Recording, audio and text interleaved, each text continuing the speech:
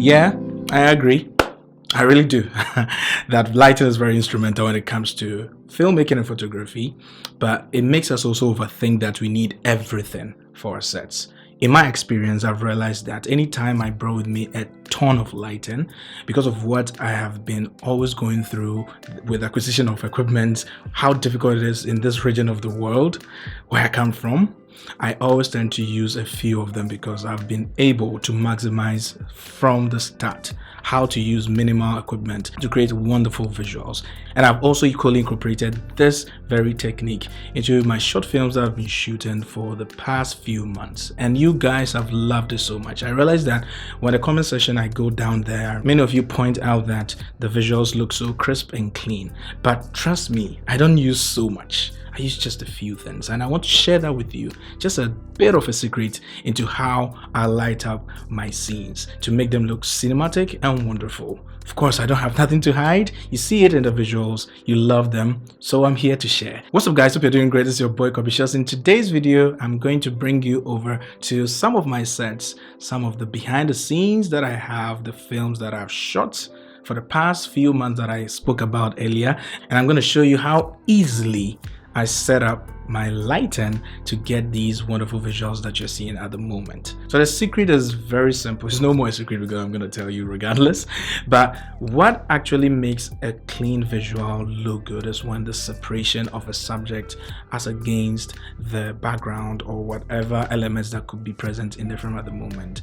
How you separate your subject is what actually gives you that beautiful look. Not even to talk about the colors or let's say contrast, but how you section your subjects, what you want your audience to see. If they see something and they love it, it's because of how conspicuous and how appealing positioning in the frame, the composition, everything looks beautiful. And of course with a touch of color, be it with the lighting, be it with their costuming, actually gives it that visual appeal that most of your audience may love. And even in the films that you've watched, Hollywood films, the Western films, any film that you've seen that you loved, the visual appeal that it gave you was basically because of how important lighting was to the DOP or to whoever set it up for that scene. Using my films as references, I always go for this lighting technique where I need a few equipment. Like I said before, you don't need everything. I'm going to show you.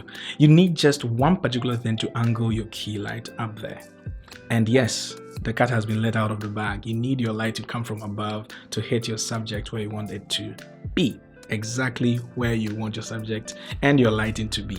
So with a C stand, which is what I always go for because that's what's going to allow me to angle my light and make it fall from above, to make it look as if the light is coming from the ceiling. Because of course we hang lights from the ceiling, whether it's a chandelier or a light bulb, is going to come from the ceiling. And so to mimic that look, it gives it that natural feel and what we are always used to. Depending on how dramatic you want your lighting to be, you can put on it a modifier. My go-to modifier is always a softbox. It could be of different sizes depending on how much drama I want in the shot, be it the contrast as well as, let's say, the color and how much I want my subjects to be revealed in the shot. When I use softboxes, if I want so much drama, I add a grid, just like you can see in this particular shot. The grid is going to help me make the light streamlined and acute towards my subject so it doesn't touch the background. Already, the lighting setup is coming from just above. The light configuration is coming from above, and so it doesn't necessarily touch the background because of the softbox design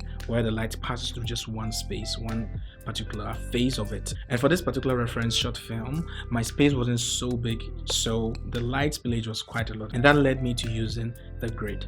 Anytime you're filming a scene indoor, never, and I mean it, never ever forget about your background. Your subject could be well lit.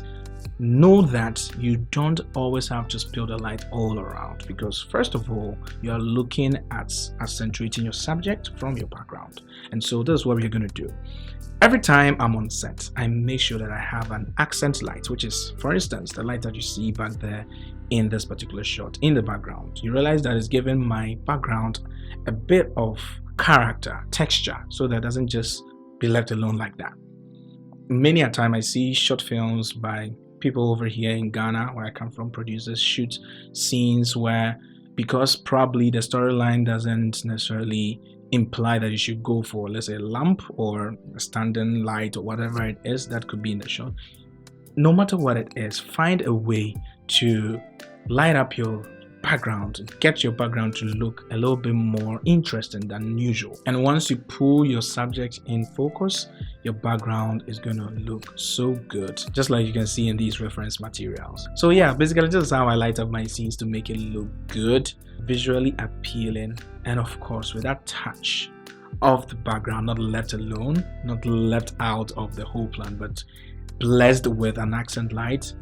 It makes the whole scene and the whole look wonderful. So try it in your next film, try your next project, and you're gonna love it. This doesn't only stay with films or let's say movies, it transcends to music videos and whatnot, where you have all the luxury to do whatever it is that you want. Make sure that your background is not left alone. Your light is coming from above, just like you can see in my films, and you are on for a good start. Thank you very much for watching this video to the very end. If you enjoyed it, please give it a thumbs up, subscribe to my channel, and turn on the post notification button so that next time when I reveal to you the next secret and how I go about my things when it comes to films and photography, of course I do that too over here on my channel, you wouldn't be left out. You'll be notified and you'll be the first to watch it. Until the next video, I'm going to catch you next time. Have a wonderful day.